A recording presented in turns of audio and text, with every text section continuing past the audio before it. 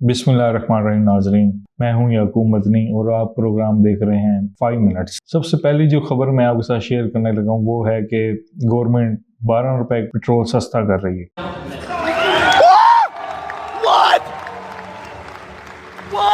ये वो वाला सस्ता नहीं कर रही तो पिछली दफा हुआ था कि 15 रुपए का ऐलान करके फिर 4 रुपए सस्ता किया गया था। इस दफा उम्मीद है कि काफी तैयारी के बाद अवाम को रिलीफ देने का फैसला किया गया है। पिछली दफा तो जो हुआ था वो तो आपके सामने ही है, उसकी वजह से घरों में लड़ाइयां शुरू हो गई थी। ये बात कहोगे घरों में लड़ाइयां कैसे शुरू हो गई थी? तो जैसे ही 15 रुपए का ऐलान हुआ, टीवी पर ये खबर नशर हुई तो खवातीन ने अपने खामदों को तंग करना शुरू कर दिया। चाहिए क्या औरत को? खवातीन ने फौरन ही अपने खामदों को कहा कि हमें हमारे घर पहुंचाओ, बच्चों को छुट्टियां हो चुकी हैं, पेट्रोल भी सस्ता हो गया है। उन्होंने बच्चों को उठा दिया, सोते हुए बच्चे उठ गए। उन्होंने कहा पता नहीं शायद सुबह ईद का ऐलान हो गया, क्योंकि हमारे यहाँ ईद का ऐलान भी तो वैसे ही होता है ना, आपको तो पता ही है। बहरहाल इस दफा उम्मीद है कि गवर्नमेंट सोच समझ के 12 रुपए पेट्रोल सस्ता करने लगी है। और वैसे भी 16 तारीख को जब पेट्रोल सस्ता होगा, अगले दिन ईद होगी, डबल खुशी मिलेगी।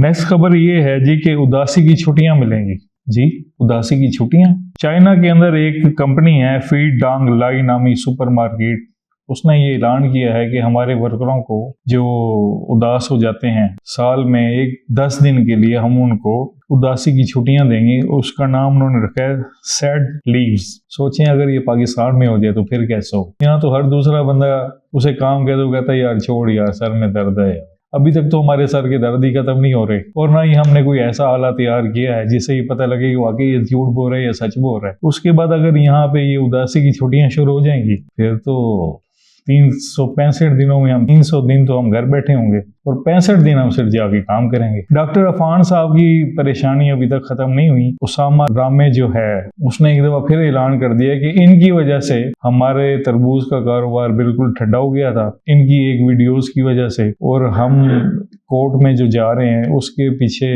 उसामा रामे ने कहा है कि मैं खड़ा होऊंगा और आड़तियों के साथ खड़ा होके डॉक्टर साहब को जुर्माना करें। डॉक्टर साहब आपको बैठे बिठाए क्या जरूरत थी, आपका अच्छा वाला कारोबार चल रहा था, आप खामखा इसमें पंगे में पड़ गए, ऐसा नहीं करना चाहिए था आपको। आखिरी खबर की तरफ चल रहे हैं। दुनिया की अमीर तरीन खातून जो है नीता अंबानी, $60,000 का वो पानी पीती हैं ताकि वो जवान नजर आए, खूबसूरत नजर आए। इसके लिए वो $60,000 का पानी इस्तेमाल करती हैं। जो पानी की मिकदार है जी 750 मिलीलीटर, और 24 कैरात सोने से ये बोतल तैयार हुई है और 5 ग्राम उस पानी के अंदर सोना भी इस्तेमाल हुआ है। नीता अंबानी साहिबा थोड़ा बहुत जो है पानी वो मुकेश अंबानी साहब को भी पिला दिया करें। उनकी हालत देखें और अपनी हालत देखें। आप तो दिन ब दिन जवान होती जा रही हैं और आपके हस्बैंड भी मुकेश अंबानी साहब बुजुर्गी की तरफ जा रहे हैं। आपने देखा होगा पिछले दिनों उनकी बेटी की शादी हुई जिसमें वो कितनी खूबसूरत नजर आती है, लेकिन वो जो मुकेश अंबानी साहब हैं वो कहीं से भी उनके हस्बैंड नजर नहीं आ रहे थे। आप जितना भी पानी इस्तेमाल कर लें, जब मौत आनी है वो तो आनी आनी है। आपने माइकल जैक्सन का हाल देखा था कि वो किस तरह रहता था, किस तरह वो ऑक्सीजन टेंट में रहता था, किस तरह वो अपने आप को चेक करने के लिए इतने डॉक्टरों की फौज रखी हुई थी। लेकिन जब अल्लाह ताला का हुक्म हुआ तो फिर ये कोई डॉक्टर ये पानी कोई नहीं बचा सकता।